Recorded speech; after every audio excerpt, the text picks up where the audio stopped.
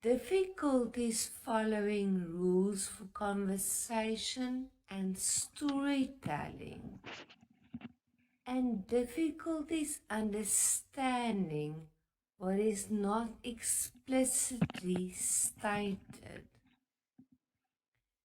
Children who meet the criteria for autism spectrum disorder are not diagnosed with this communication disorder. And children who often struggle with communication but who don't meet the criteria for autism spectrum disorder are often diagnosed with social communication disorder. Have you ever heard of speech sound disorder? Well, the DSM-5 specifies that the key diagnostic criterion for speech sound disorder includes the continuous difficulty in producing speech sounds which interfere with speech intelligibility and prevents verbal communication of messages. Are you wondering about what causes speech sound disorder? University of Rochester lists 5 possible causes for speech sound disorders in a child, and these include the following: an injury to the brain, a disability in development or thinking capacities, hearing problems or hearing loss, physical problems such as cleft palate or cleft lip, and disorders that affect the nerves that are involved in speech. Let us move on to childhood onset fluency disorder, which is also known as stuttering. Childhood onset fluency disorder, or stuttering, involves disturbances in the normal fluency and timing in patterns of speech, causing the speaker significant anxiety about speaking. Research indicates that the causes of stuttering include abnormalities in speech motor control, and genetics may play a big role in the development of stuttering, especially among first-generation relatives. Note that speech fluency can also be disrupted by causes other than development.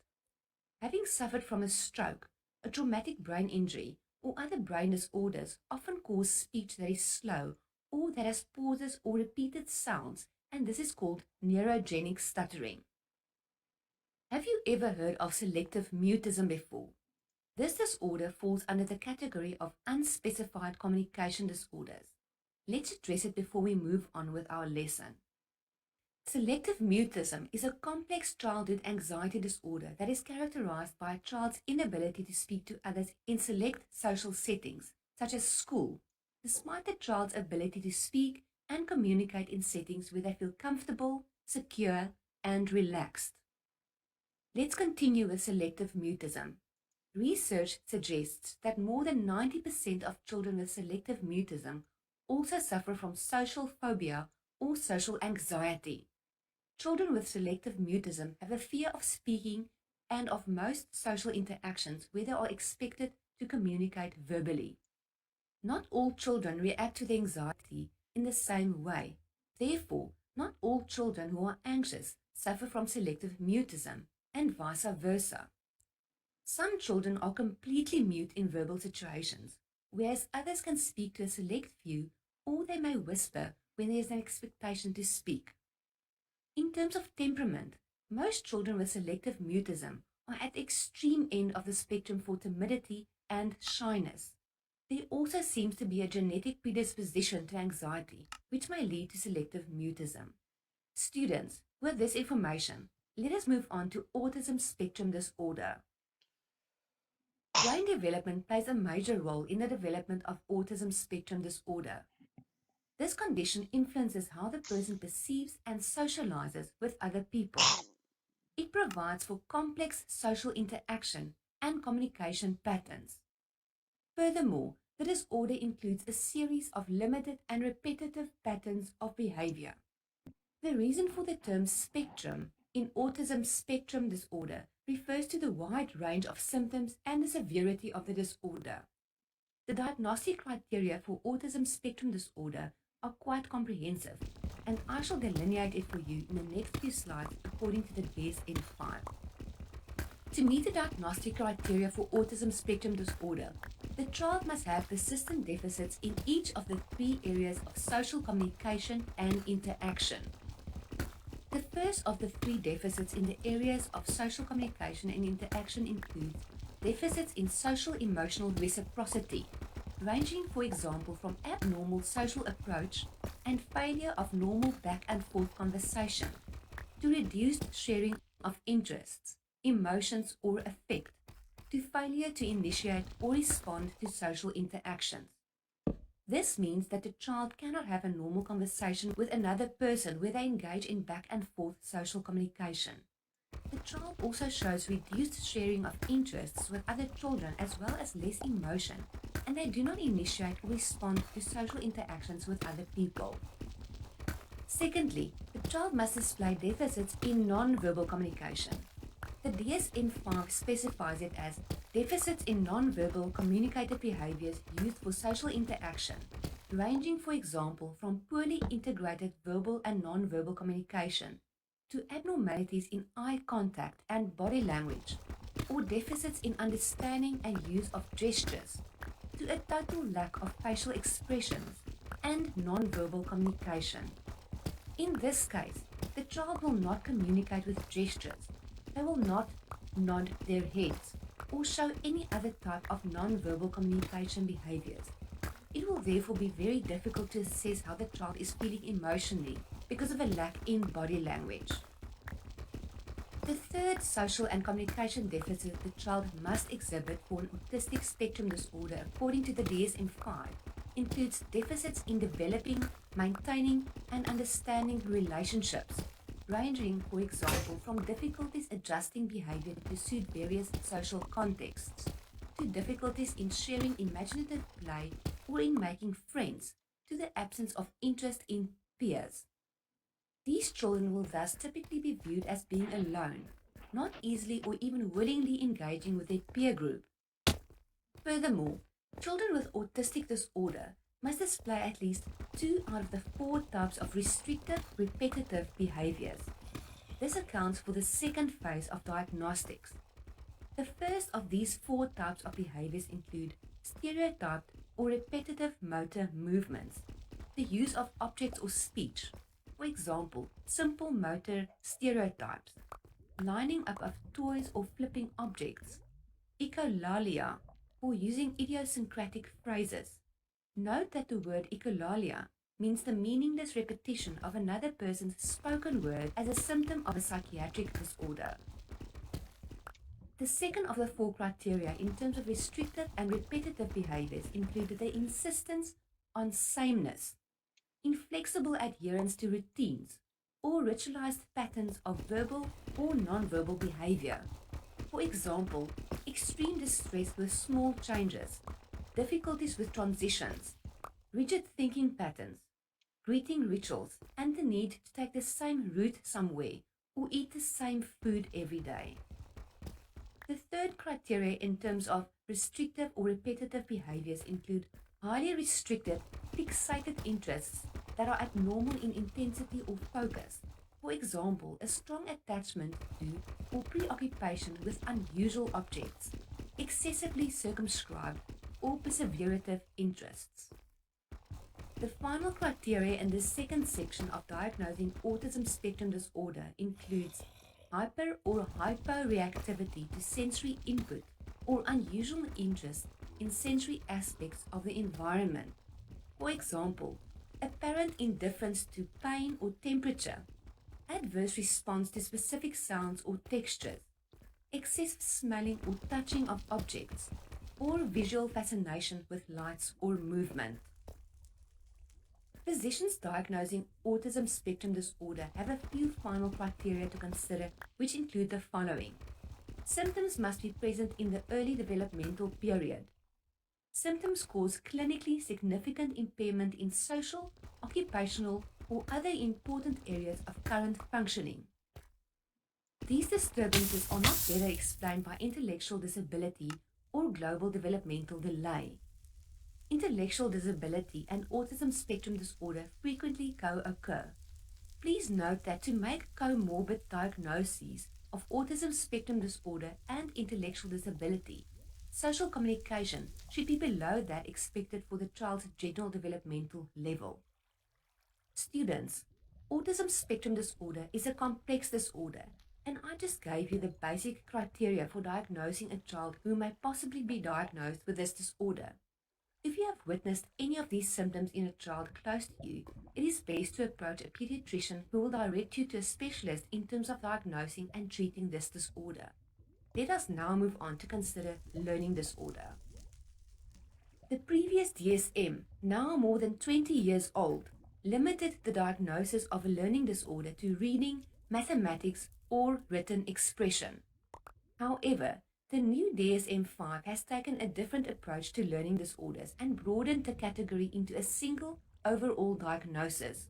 It more generally describes problems in achieved academic skills with the potential for specifying the more traditional areas.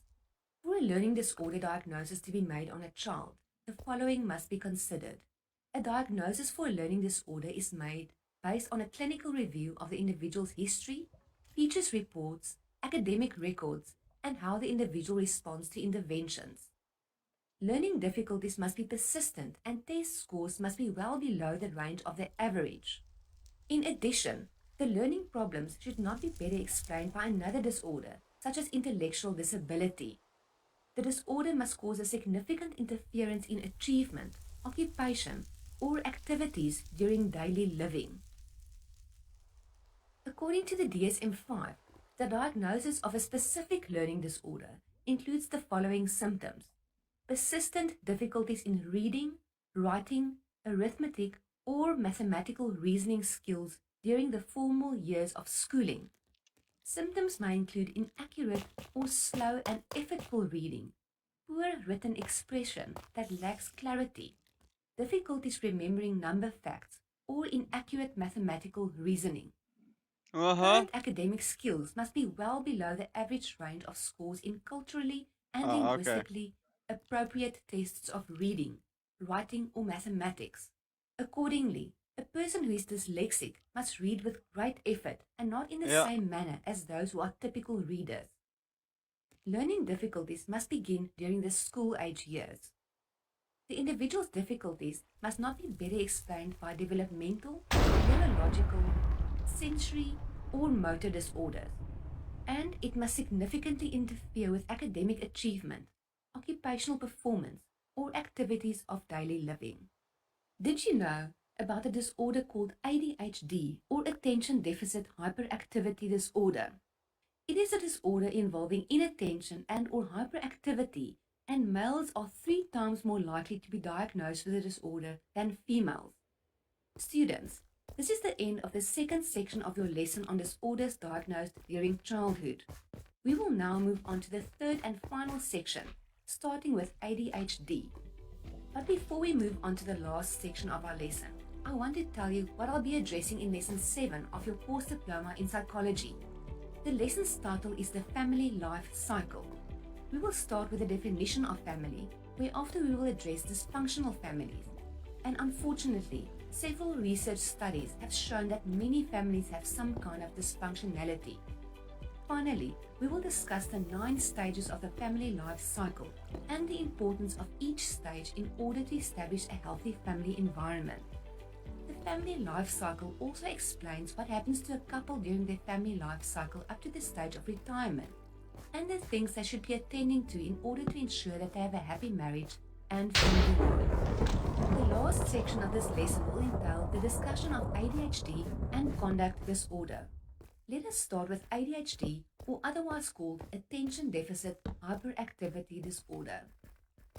As you may assume, ADHD is an acronym for the disorder called Attention Deficit Hyperactivity Disorder. You most likely have heard about ADHD before, because it's one of the most common mental disorders that affect children, and it also affects many adults. Many children don't outgrow ADHD, and many adults are only first diagnosed during adulthood, never having been diagnosed during childhood. An estimated 8.4% of children and 2.5% of adults suffer from ADHD. ADHD is most often first diagnosed in the school-age child, when it leads to a disruption in the classroom or problems with academic work. As I said, it is more common in boys than in girls.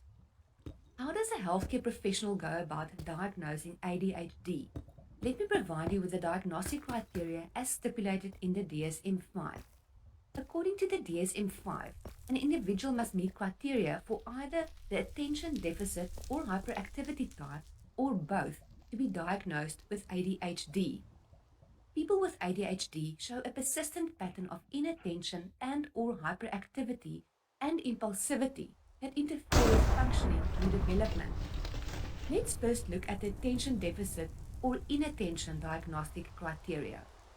To meet the diagnostic criteria for inattention, children up to the age of 16 must meet 6 or more symptoms of inattention, and adolescents 17 years of age and older, and adults must meet 5 or more of the symptoms of inattention. Wait, What what, are the huh? symptoms of inattention? Note that the word inattention in psychology means to not have sufficient ability to pay close attention. Let's view the 9 symptoms on the next 3 slides. Let us look at the first 3 symptoms of inattention. When a person has symptoms of inattention, they often fail to give close attention to details or they make careless mistakes in schoolwork, at work, or with other activities. They often have trouble holding attention on tasks or play activities, and they often don't seem to listen when spoken to directly. Furthermore, they often do not follow through on instructions and fail to finish schoolwork, chores, or duties in the workplace. For example, they lose focus or they get sidetracked. They often have trouble organizing tasks and activities. They further often avoid, dislike, or are reluctant to do tasks that require mental effort over a long period of time, such as schoolwork or homework. The final 3 symptoms of inattention for ADHD include that persons often lose things necessary for tasks and activities. For example, school materials, pencils, books, tools, wallets,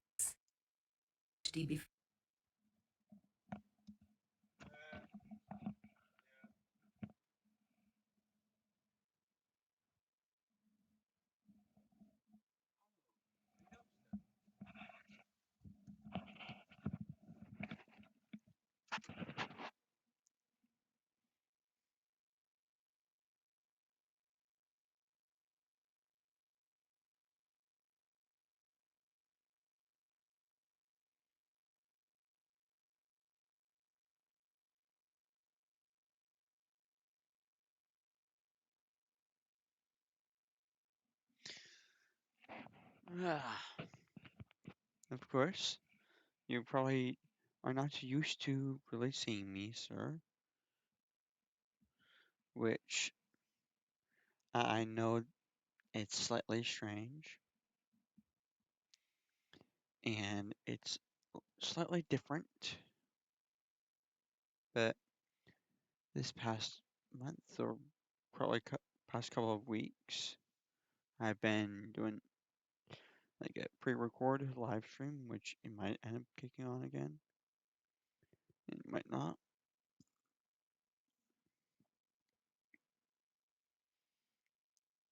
But I do have a realm if you want to join. I will send that into the chat as soon as I can now.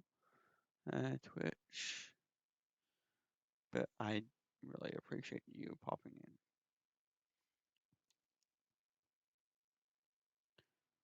Okay.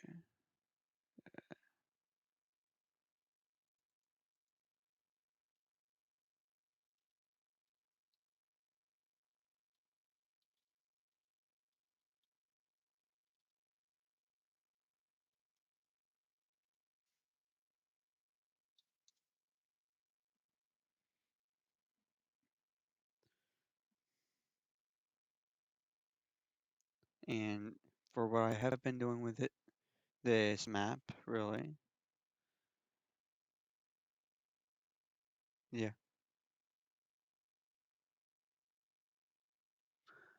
What I have really been doing with this map lately is actually going for the slime farm.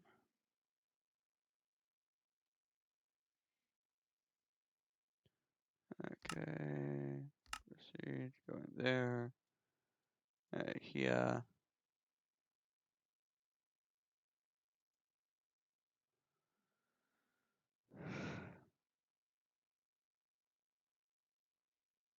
Yeah,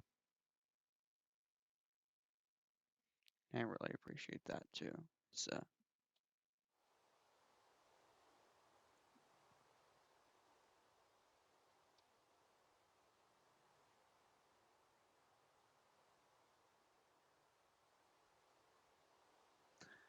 man, come on. I know it will keep on trying to load.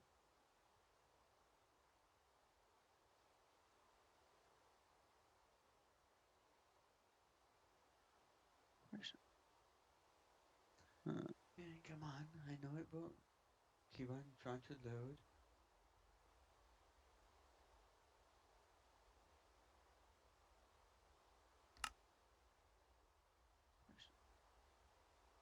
Man, come on. I know it will keep on trying to load.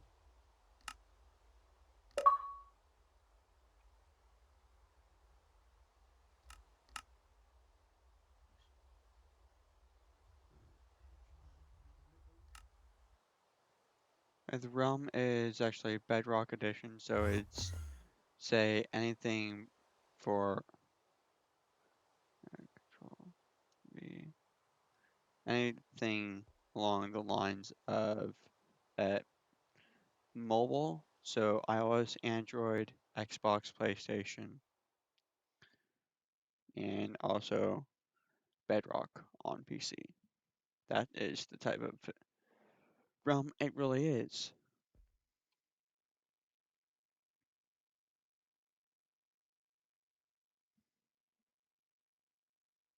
And I will be there for a while, I think.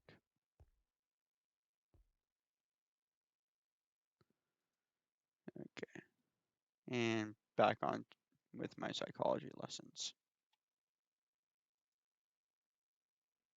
For because it's one of the most common mental disorders that affect children, and it also affects many adults. Many children don't outgrow ADHD, and many adults are only first diagnosed during adulthood, never having been diagnosed during childhood. An estimated 8.4% of children and 2.5% of adults suffer from ADHD. ADHD is most often first diagnosed in the school aged child when it leads to a disruption in the classroom or problems with academic work. As I said, it is more common in boys than in girls. How does a healthcare professional go about diagnosing If ADHD? anything, Let me provide you with the I diagnostic criteria as stipulated in the yeah, yeah. DSM 5. According to Okay, the DSM 5, I'm an fine with that. individual must meet criteria for either the attention Until deficit disconnect, or that's all. hyperactivity type or both to be diagnosed with ADHD. People with ADHD show a persistent pattern of inattention and or hyperactivity and impulsivity that interfere with functioning or development. Let's first look at the attention deficit or inattention diagnostic criteria. To meet the diagnostic criteria for inattention, children up to the age of 16 must meet 6 or more symptoms of inattention, and adolescents 17 years of age and older, and adults must meet 5 or more of the symptoms of inattention.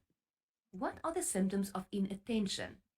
Note that the word inattention in psychology means to not have sufficient ability to pay close attention. Let's view the 9 symptoms on the next 3 slides. Let us look at the first 3 symptoms of inattention. When a person has symptoms of inattention, they often fail to give close attention to details or they make careless mistakes in schoolwork, at work, or with other activities. They often have trouble holding attention on tasks or play activities, and they often don't seem to listen when spoken to directly. Furthermore, they often do not follow through on instructions and fail to finish schoolwork, chores, or duties in the workplace. For example, they lose focus or they get sidetracked. They often have trouble organizing tasks and activities. They further often avoid, dislike, or are reluctant to do tasks that require mental effort over a long period of time, such as schoolwork or homework. The final 3 symptoms of inattention for ADHD include that persons often lose things necessary for tasks and activities. For example, school materials, pencils, books, tools, wallets, keys, paperwork, eyeglasses, and mobile telephones. They are often easily distracted. And finally, they are often forgetful in their daily activities. For the hyperactivity and impulsivity section of an ADHD diagnosis, 6 or more symptoms of hyperactivity or impulsivity for children up to 16 years of age must be present, and 5 or more symptoms for adolescents 17 years of age and older, and for adults must be present. Such symptoms must have been present for at least 6 months to an extent that it is disruptive and inappropriate for the person's developmental level. Let's view these symptoms on the next few slides. Including in the next 3 slides, I will provide you with the symptoms of impulsivity and hyperactivity. The first symptoms include often fidgeting with or tapping with hands or feet, or squirming in their seats. The person often leaves their seat in situations when remaining seated is expected. The individual often runs about or climbs over things in situations where it's not appropriate. Adolescents or adults may be limited to feeling restless. The next 3 symptoms include that the person is often unable to play or take part in leisure activities quietly. They often talk excessively, and they are often on the go and acting as if they are driven by a motor. The last 3 of the 9 symptoms of impulsivity and hyperactivity include the following. The child or individual often blurts out an answer before a question has been completed. The person has trouble waiting their turn. They often interrupt or intrude on others. For example, butting into conversations or games. Causes for the development of ADHD are still unclear, but much research efforts continue to establish the reasons for how and why the disorder develops. Initial research reveals that genetics may play a role. Environmental factors that are not yet clear are said to be impacting on the development of ADHD. And problems with the central nervous systems during key moments in development are also listed as possible factors for developing ADHD. Students, we are nearing the end of our lesson. We still have one important disorder to address, and that is conduct disorder. Let's delve into it. What is conduct disorder? Have you ever heard about it? I bet when I tell you about it, you will identify someone with some of the traits associated with this disorder. Conduct disorder refers to behaviors that are grouped into a classified disorder that includes behavioral and emotional problems in young people. Children and adolescents who have conduct disorders do not follow the rules. They don't have respect for others. They rarely show empathy, and they don't behave in socially acceptable ways. Other children and adults often view them as being bad or delinquent, rather than having a mental illness. Many factors may lead to developing conduct disorder, including brain damage, child abuse and neglect, dysfunctional family environments, genetics, school failure, and traumatic life experiences.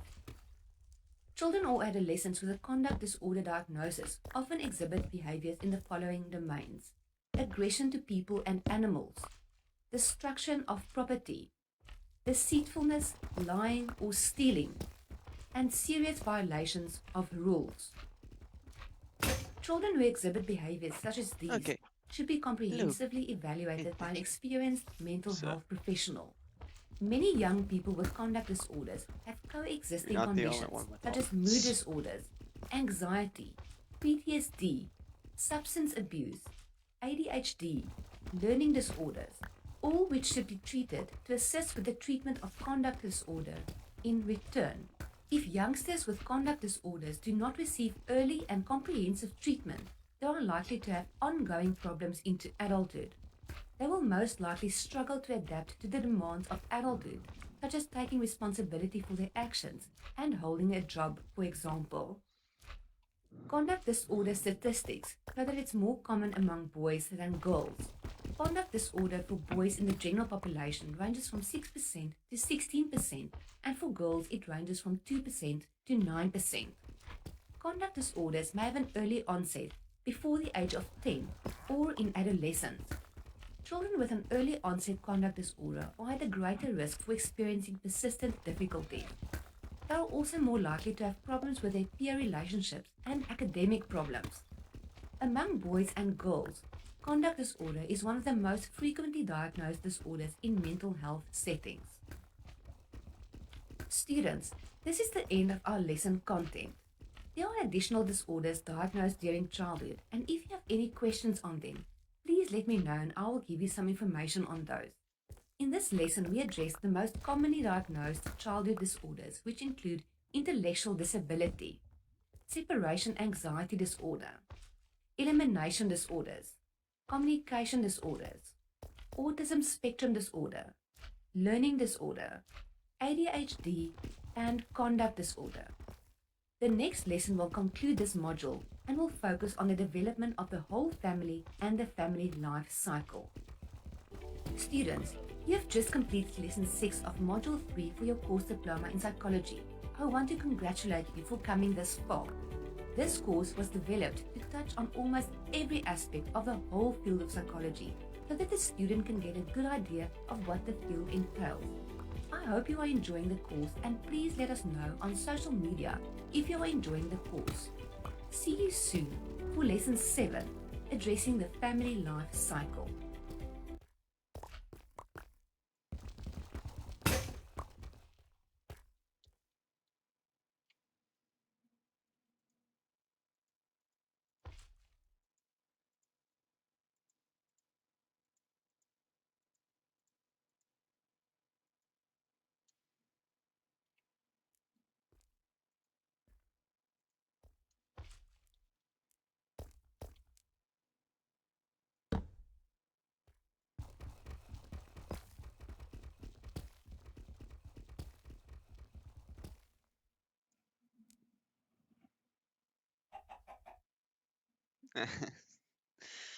Having fun with my mods, I see.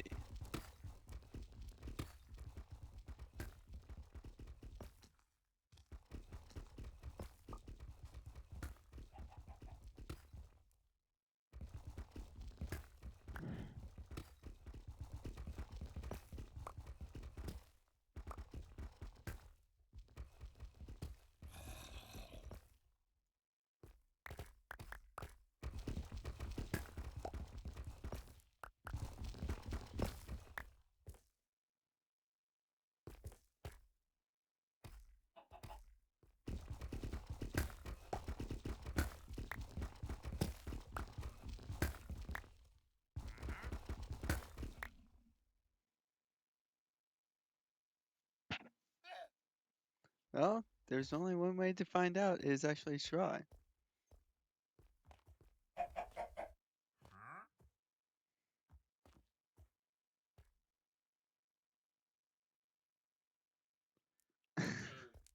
Yeah. Uh, how about this? I have a small question for you. Any guesses of how many chatbots I have?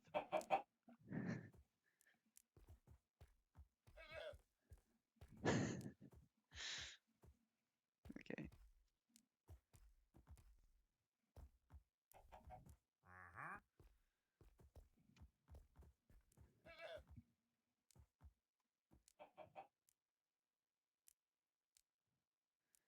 That there used to be even more than 8, but it's probably say maybe 10 at the max because some of them don't really talk at all.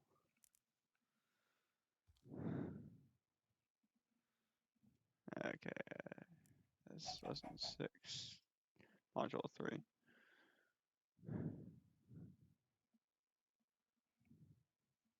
Yeah, you were right.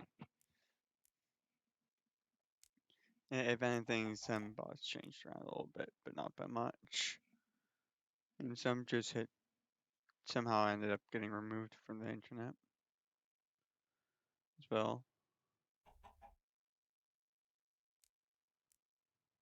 Okay, 3, lesson 6. Ooh, assignment 11.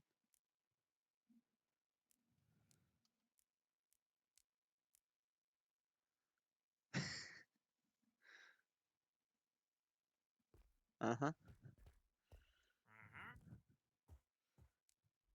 Okay, main. That is costume.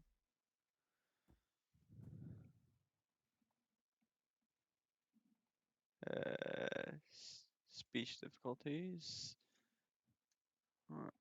Wait, what? Oh yeah. It is kind of speech difficulty, but go back up for autism because it's usually brain development for autism.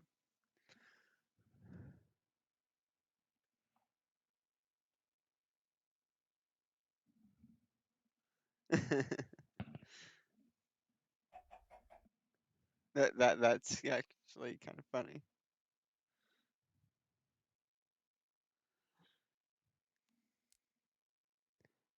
If anything, I don't like having my bots modded so I can be even more controlling than them.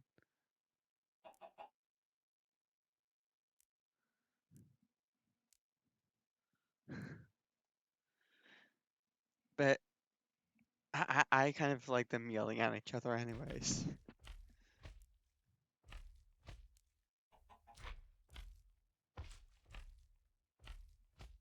Mm, how about this instead?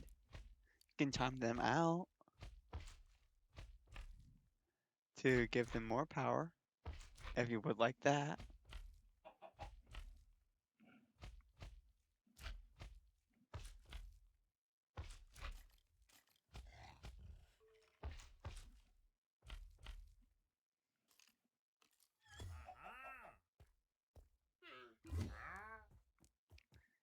That's what I'm saying. You can time them out, but the thing is, I would prefer them not to be banned. Uh-huh. You did. You can. I gave you the power so you can time them out if you get aggravated at them.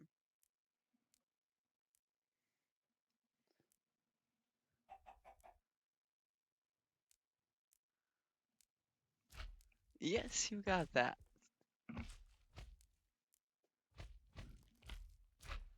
Okay. What impacts the skeletal axle? Growth hormone.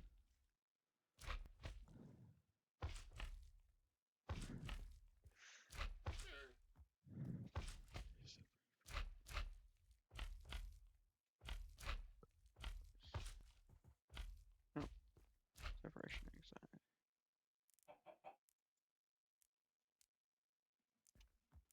Okay.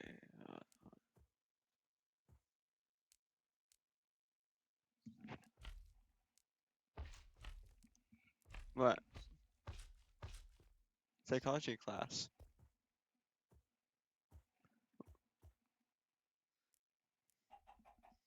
Alright, are you wondering what the cost is to fly? Over 800?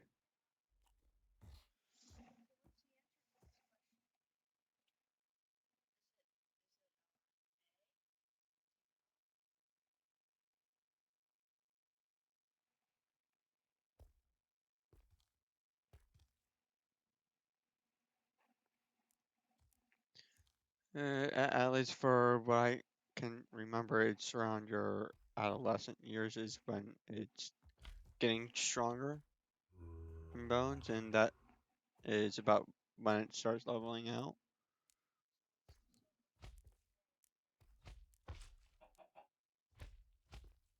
I'm thinking it's B.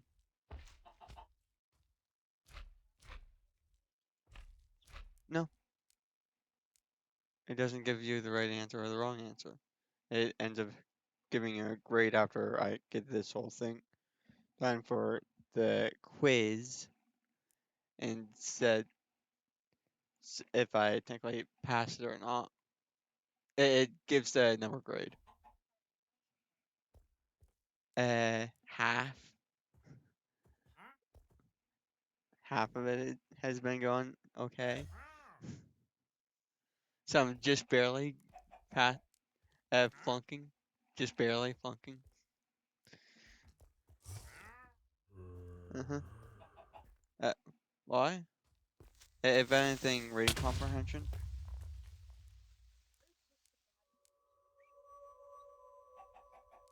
Milk. Vitamin A? D?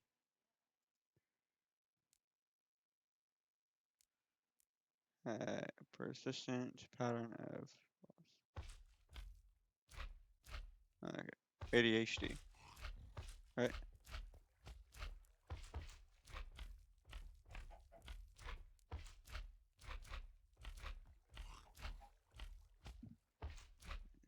Suffering from it's kind of sleep deprivation for this.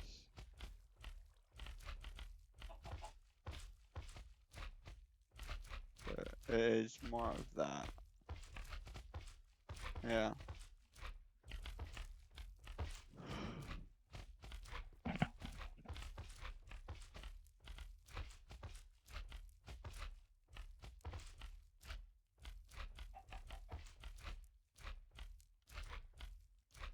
Huh?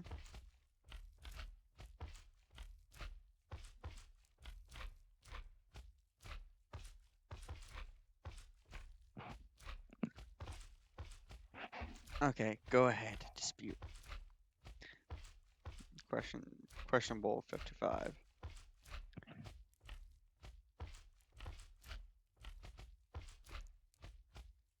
Give me the reason.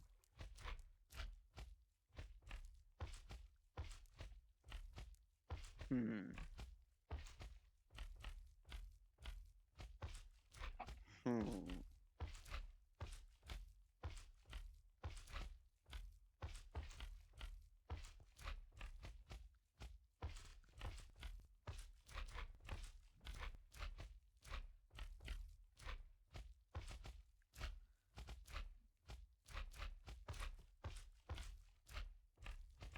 Okay.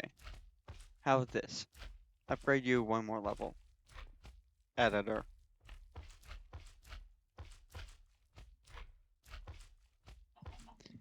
I have no clue why it's a banned word, but it's either uh, two other users that probably have banned it, which is either Amboy or it's demonetized.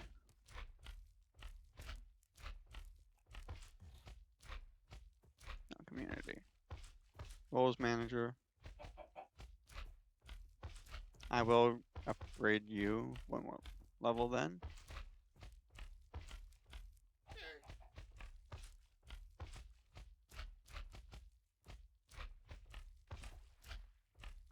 Right now.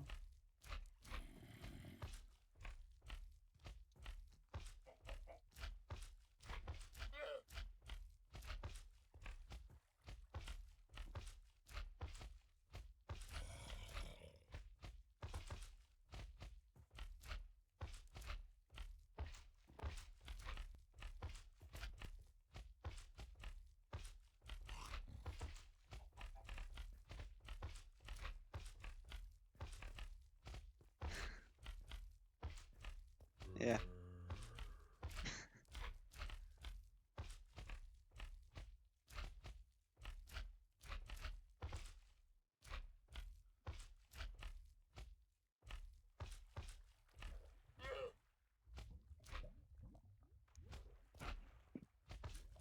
Okay. That's an even better spot. Send things around. Channel. And I am opening up Discord on my phone as well.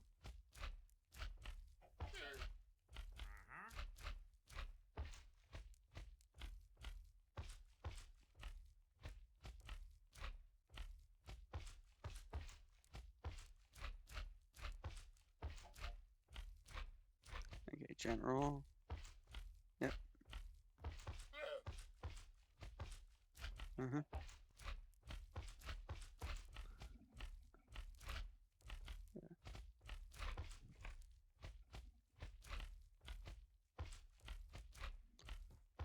Okay. 55.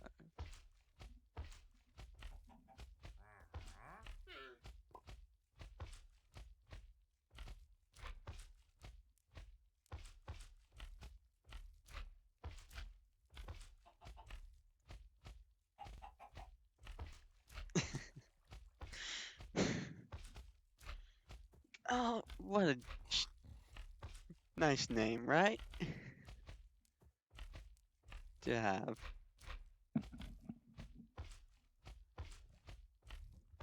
At least my assumption was it was you.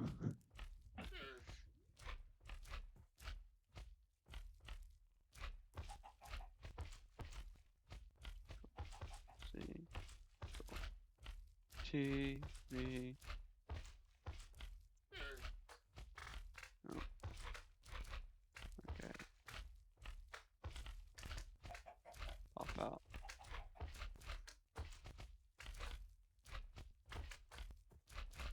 Yeah, just open up that. Close the pop out. Control C. Roles. Backspace. Control V.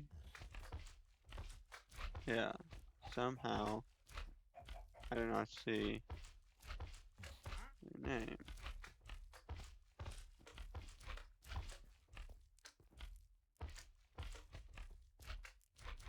Oh wait, I see it.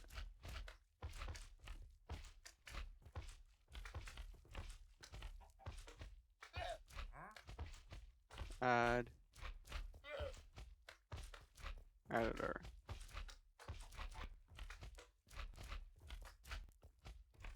There we go.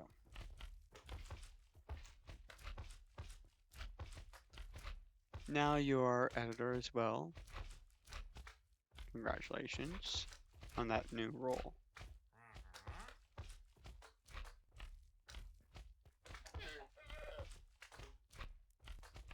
27 followers.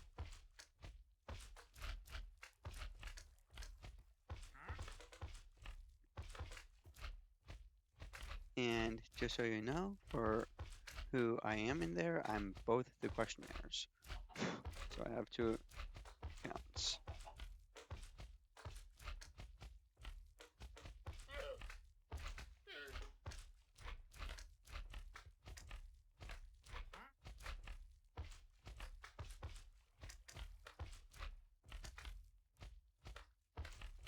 Okay, there we go. So you are already promoted. So congratulations.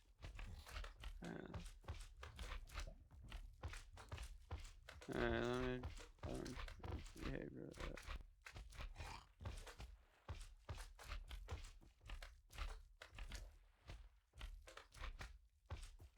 No.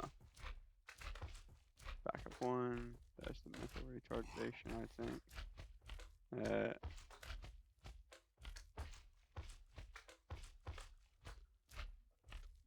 we go.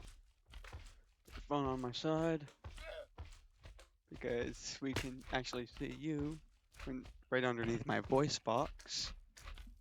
The sound, audio, and everything else like that as well. Okay, communication skills, social skills, advanced work function flow, or shoot by.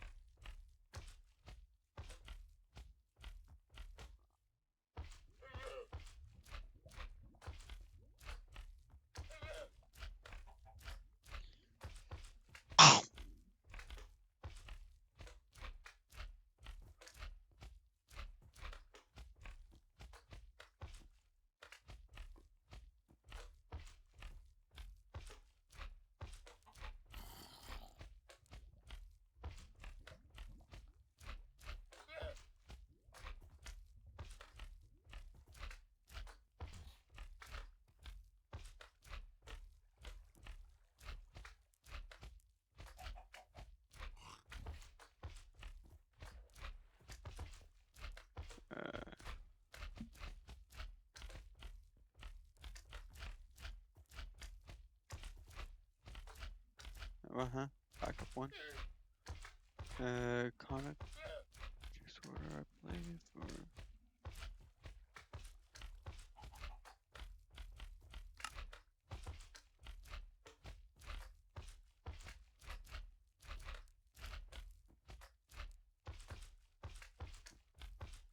Oh, I see where the blow up is. So, escape. Because I do remember hearing it blow up.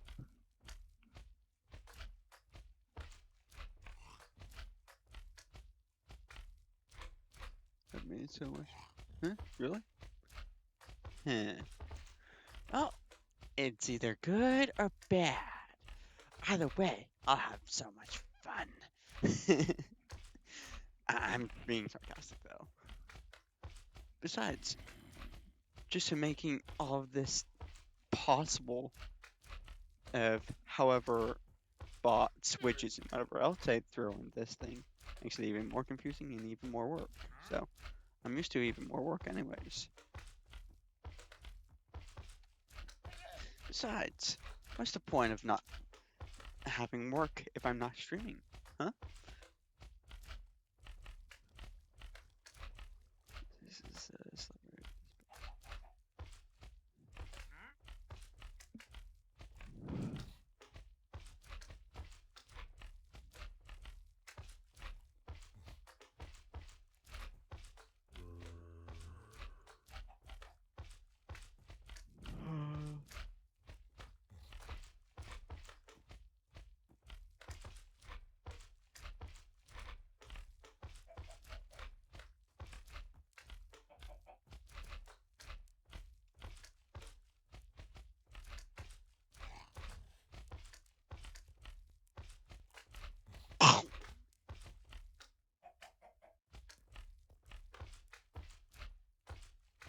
That is true though.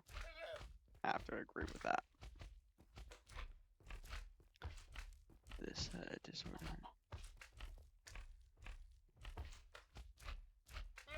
Social.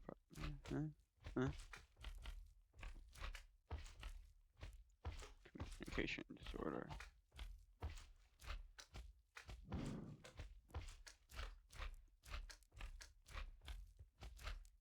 I don't know lessons.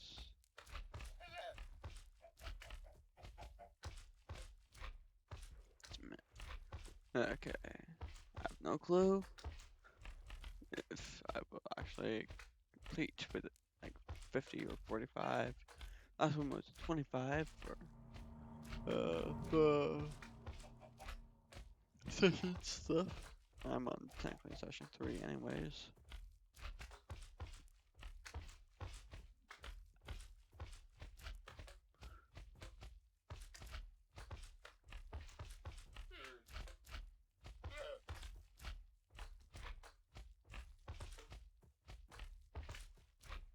Ooh, and thank you for the follow, sir.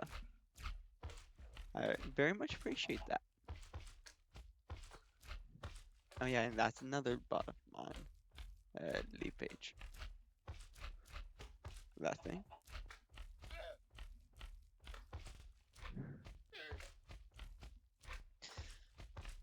Ooh, 50. Wow, okay. Now that's saying I can get technically a certificate. But $50? Maybe, but not really. That's actually a little bit surprising to me though. I got a 50 on that quiz. Back to module 3, I guess. I'm in 11, so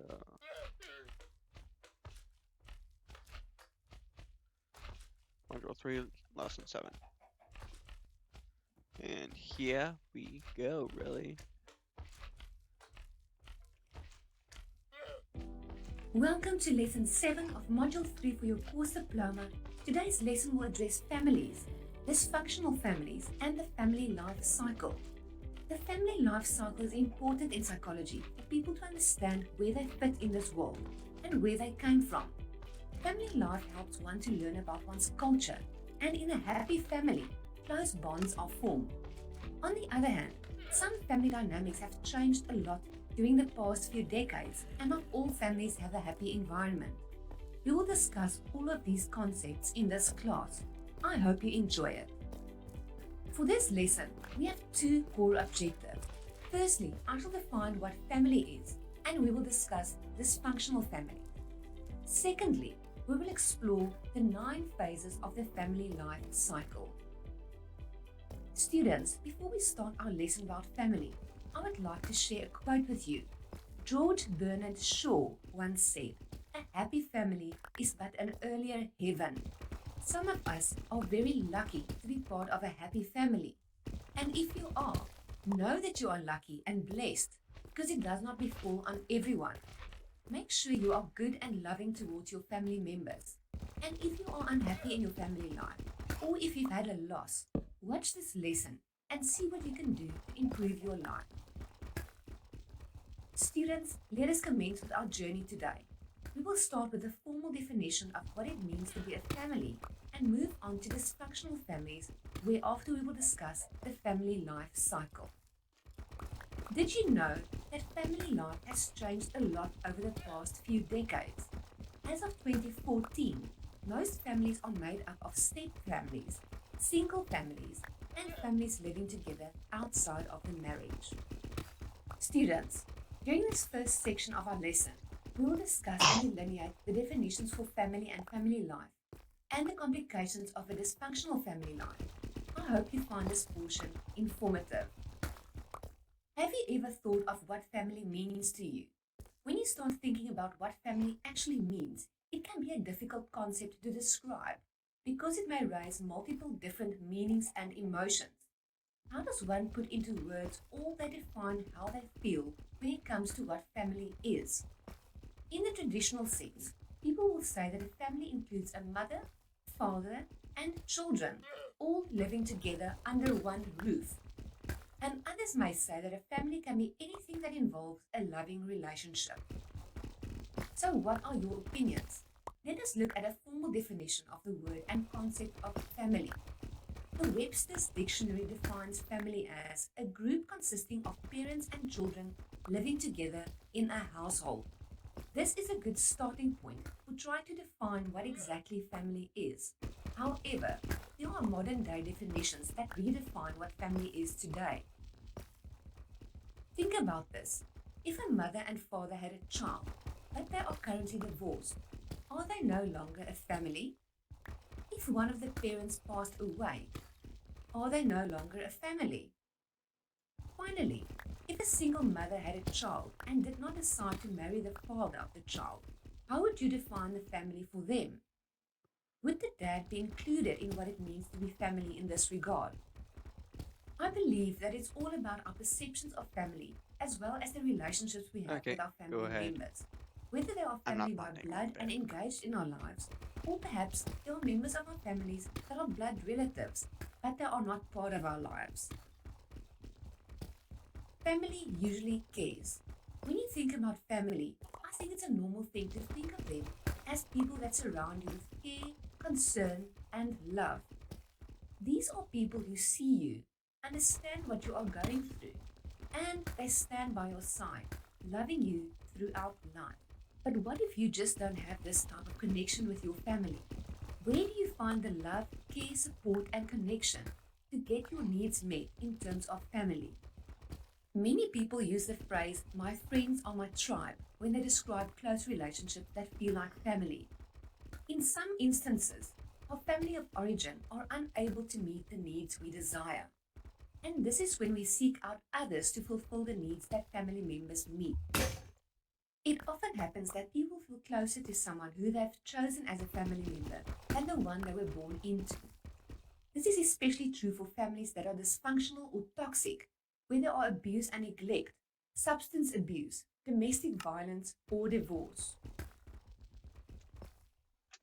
Are you experiencing some trouble in your family life? We've just talked about how some people seek out friends who become like their family, but others may not find it so easy. Some people who may be very introverted and who find it difficult to make new friends may not have the ability to form such relationships to replace family members, and they become isolated, very lonely, and often depressed. In another sense, one may find that you are a member of a dysfunctional family where family members are still alive, but the family system is toxic for some reason. What are the signs of dysfunctional family systems? And how should we address the problems associated with such systems? Students, I'm going to provide you with the top 10 characteristics of dysfunctional families on the next 3 slides. Firstly, dysfunctional families have a lack of communication. Members of dysfunctional families don't have the skills to openly communicate with each other and often have serious communication problems. They are known to not deal with issues but to rather sweep it under the carpet. They don't create an environment for discussion and often shout at each other and or have screaming fights. Furthermore, they don't tend to have good listening skills and usually resort to other ways of communication, or they have very low levels of communication. They lack Well, in empathy. at In a least it's dysfunctional some of family, the there list is often of a the other great lack of empathy mods or very is little actually pretty long empathy for too, family but I members. haven't really even checked the list Concepts at such as all. unconditional love are lacking with no room for error, which creates a claustrophobic environment, leading the child to feelings of constant fear or feeling like a failure. And some members are sometimes prone to addiction. Children who grew up in homes where drug addiction, alcohol addiction, and even smoking too much often end up using such substances to cope with life when they become adults. This is because such behaviors were modeled to them when they were growing up. Further characteristics of dysfunctional families include that they have mental issues. Children who grow up in homes where one or both parents suffer from a mental illness that is not well controlled or a personality disorder are often confused about how Wait, they should what? cope and behave when they become adults. Really? Also, because of genetic predispositions, they may tend to suffer from the same conditions as their parents.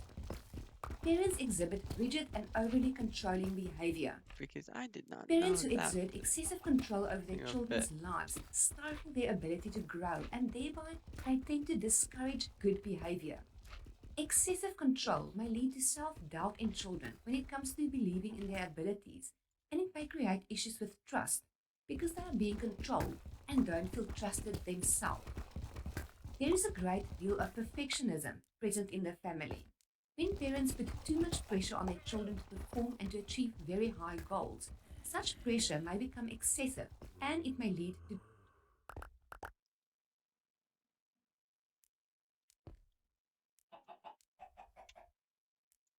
Uh-huh. Settings. 244p.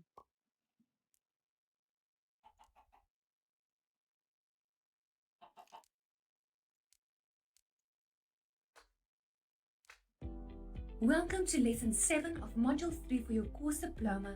Today's lesson will address families, dysfunctional families, and the family life cycle. The family life cycle is important in psychology for people to understand where they fit in this world and where they came from. Family life helps one to learn about one's culture, and in a happy family, close bonds are formed. On the other hand, some family dynamics have changed a lot during the past few decades, and not all families have a happy environment.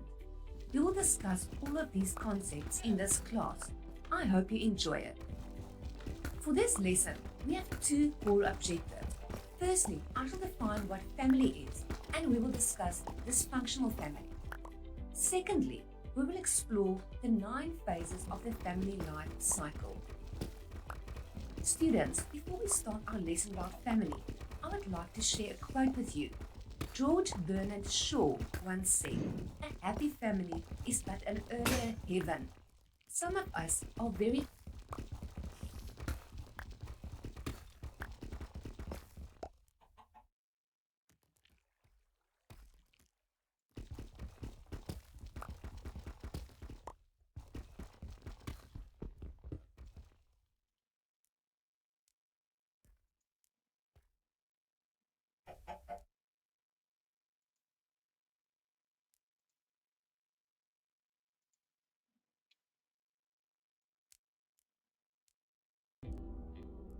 Welcome to Lesson 7 of Module 3 for your course diploma. Today's lesson will address families, dysfunctional families, and the family life cycle. The family life cycle is important in psychology for people to understand where they fit in this world and where they came from.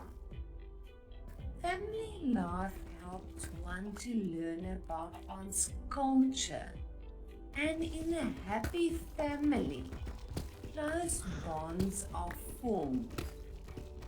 On the other hand, some family dynamics have changed a lot during the past few decades, and not all families have a happy environment. We will discuss all of these concepts in this class. I'm not, I hope you enjoy it. but someone's enjoying it. For this lesson, we have two core objectives. Firstly, I shall define what That's the reason family why I have so is, many in there. and we will discuss dysfunctional family. Secondly, we will explore the 9 phases of the family life cycle. Students, before we start our lesson about family, I would like to share a quote with you. George Bernard Shaw once said, "A happy family is but an earlier heaven." Some of us are very... Really? Now you lag out? Or...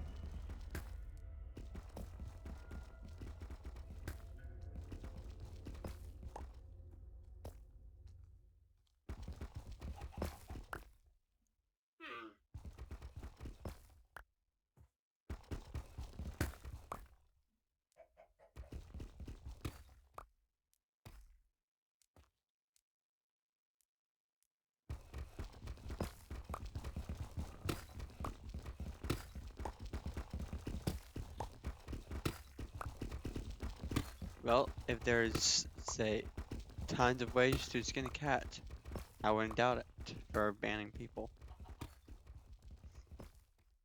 That's the only terminology, though, for what I'm trying to say.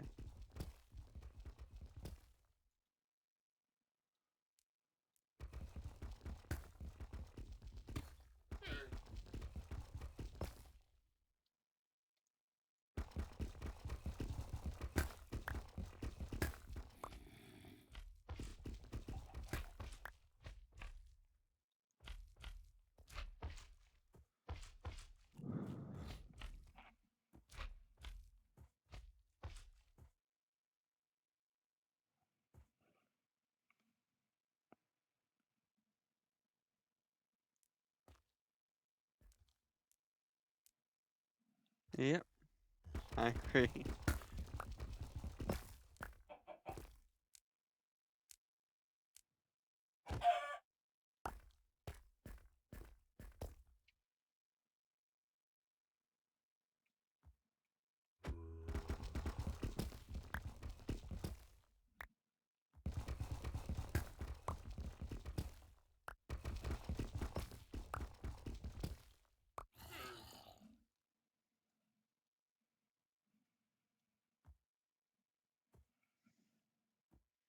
Okay, Bismo. That might be a yes, and it might be a no. Yeah. Either way, it's a good stellar promotion for my own self or something, I would assume.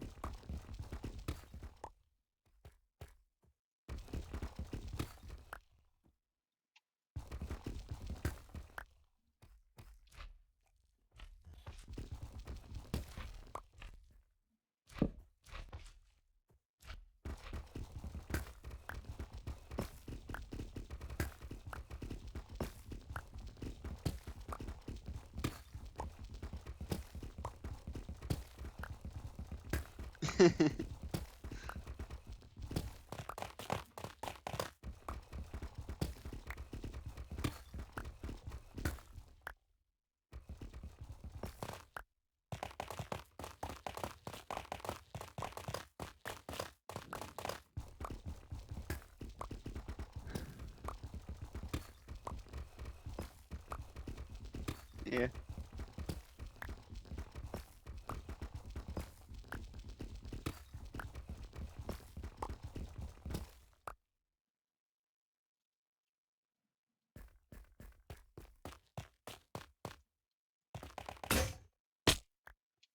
Oh, that hurt. That player.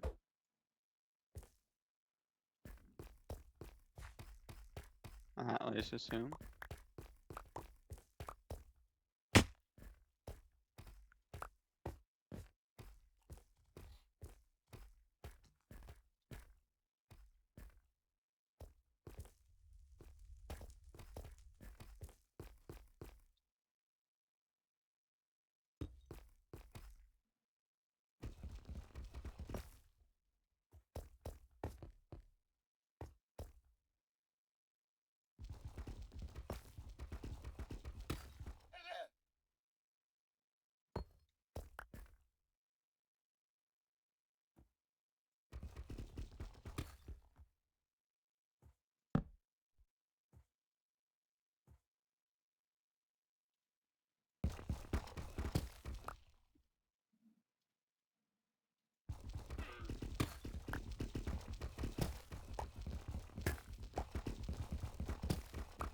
So far, I haven't really gotten that far what to do with any bot channel points, but I know I probably should. So, if anything, it's pretty much there to say flex upon others.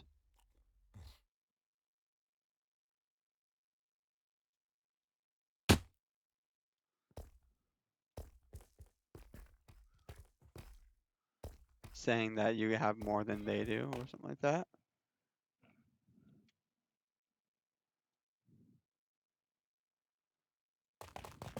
Unless you can figure out a way to say do an alert or something like that for like OBS or something.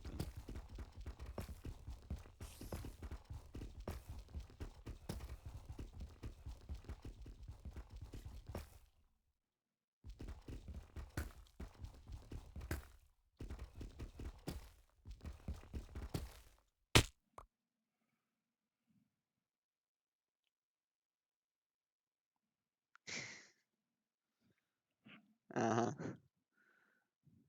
If anything, depending on how long you are around, depends on how many frags you actually end up getting.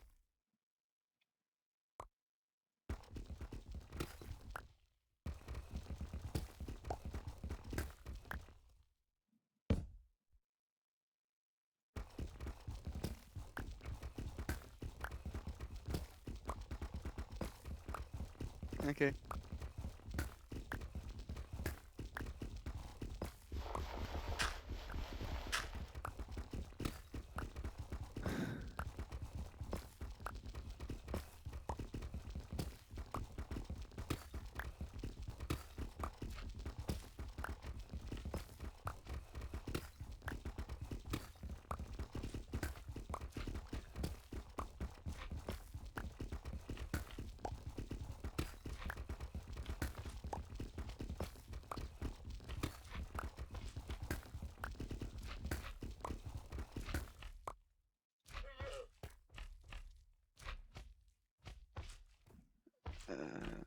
Hold on.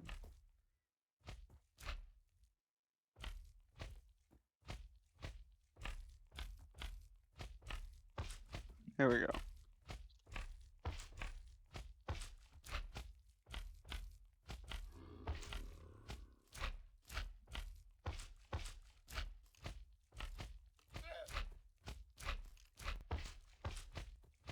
I will say invite to game settings.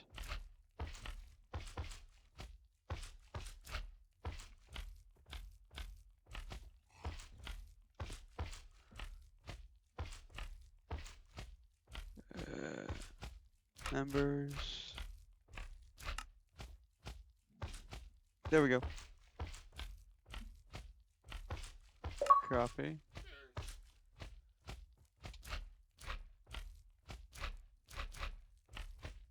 I believe that page. I'm gonna reopen it up later. And I'm gonna resend that link through my Twitch chat.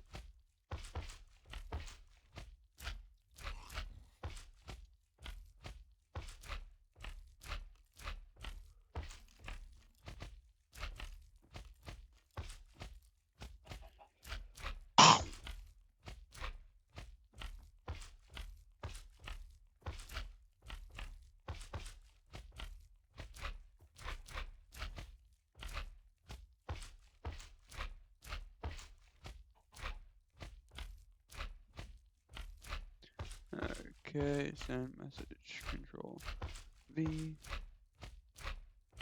enter. Okay, there we go.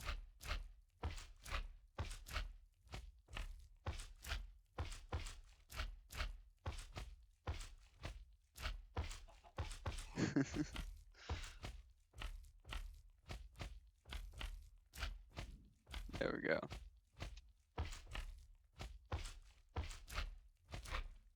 Actually, I need to figure out what bot has the wrong thing.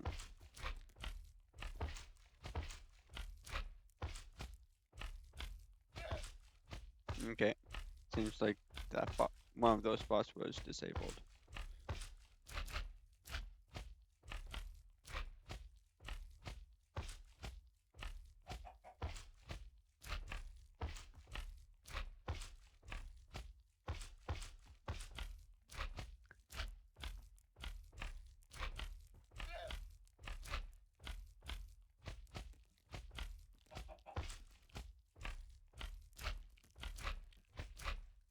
I know that it wasn't you because I used to actually have my realm open, say, 2 years ago.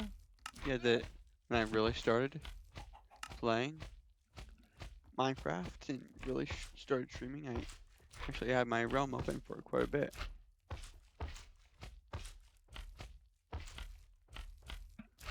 And that actually is a bot command for what, but I don't know. I probably will have to DM M-Boy and my boy.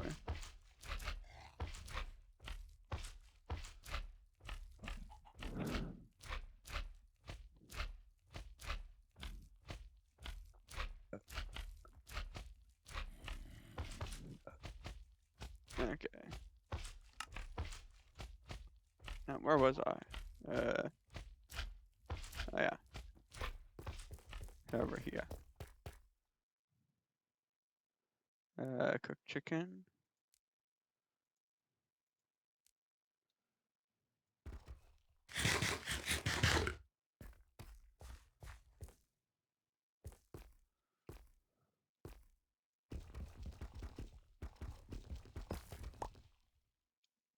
Shift.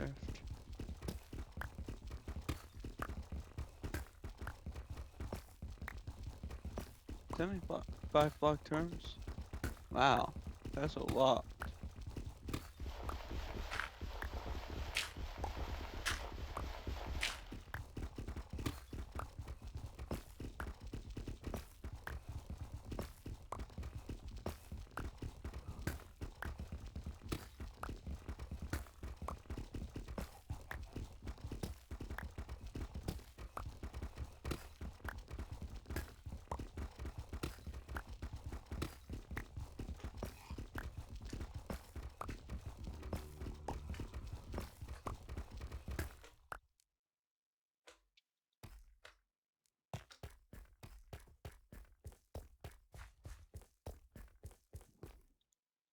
Oh, whoops. I looked away for a second. Oh.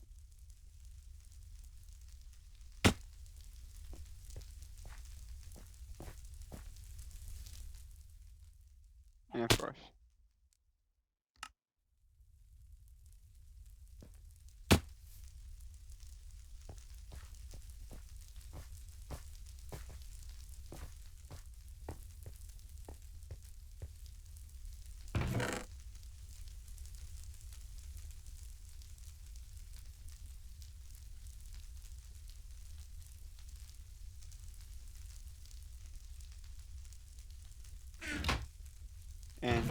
Thank you for joining.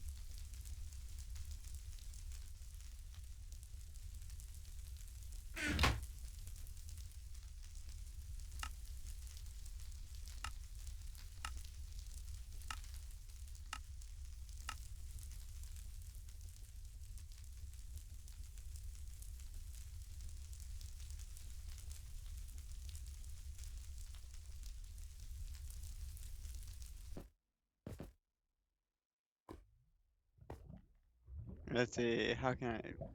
Where, hmm. First off, where are we? Okay. Found it.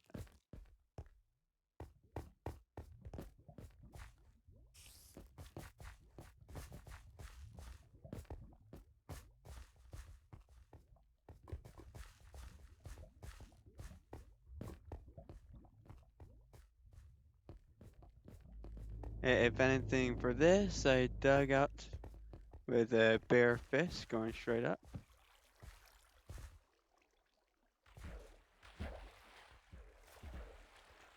From when there was bedrock.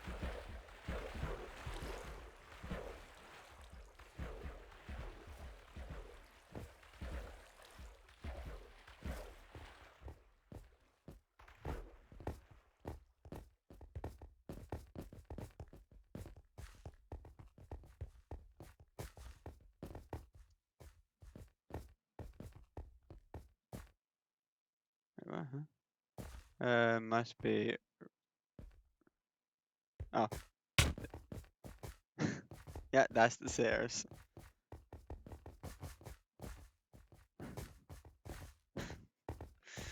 Always funny.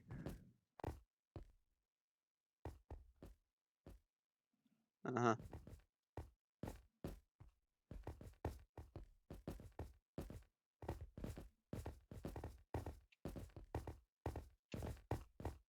Oh boy. Trying to go up. Always the hardest thing on PC and mobile.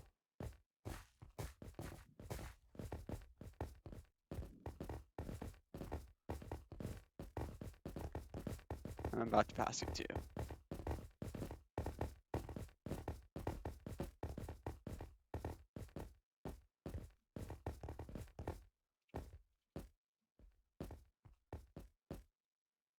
Ah.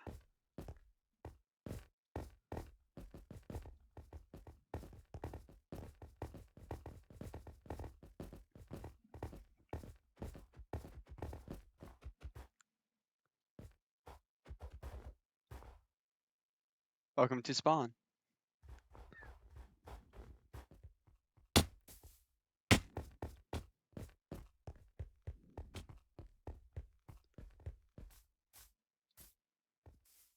I would call this my parkour tower. Really. Let's see. And here's a free items chest if you want some. Out of here.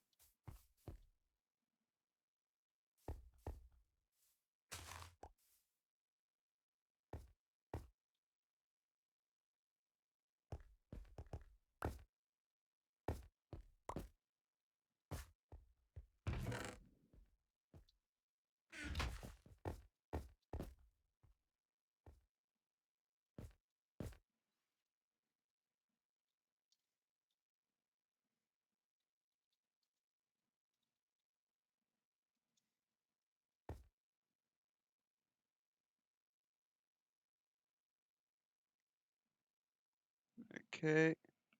Going way up.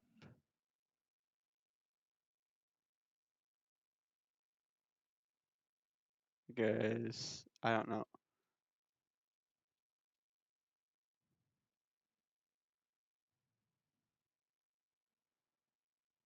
The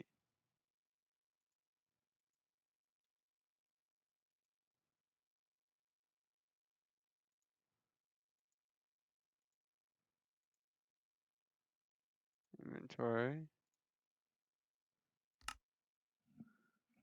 Okay.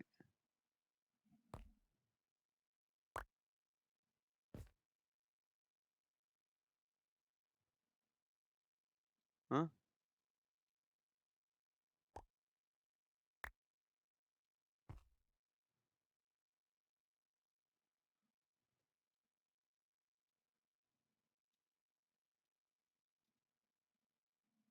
Oh, okay. Well, at least you know the realm.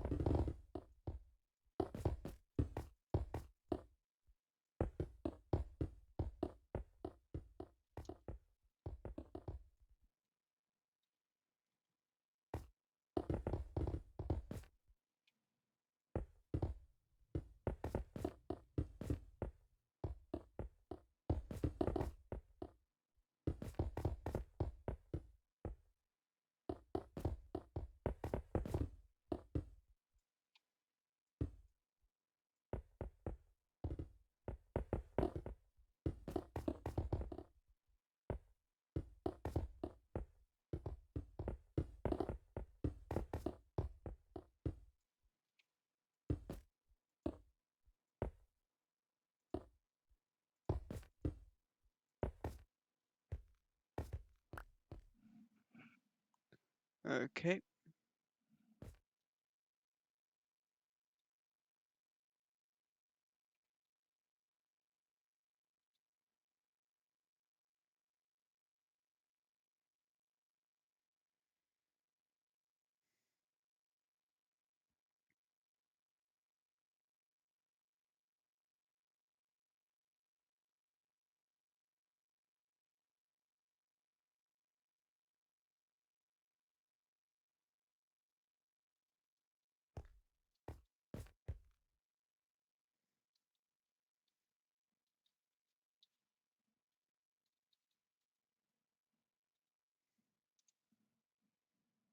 Okay, go from. Whoops.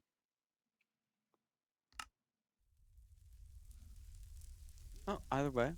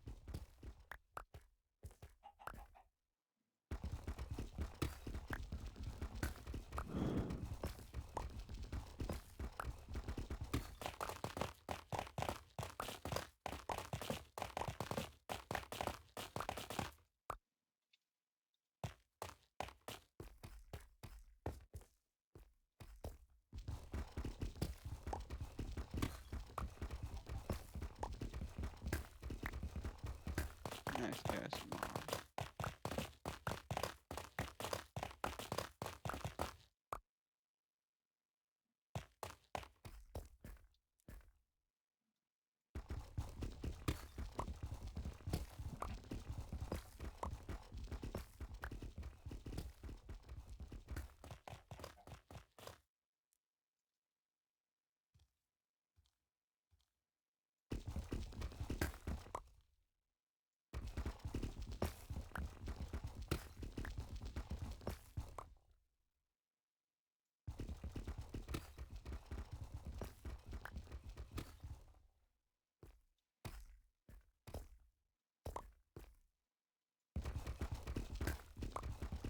Yeah? What? Huh?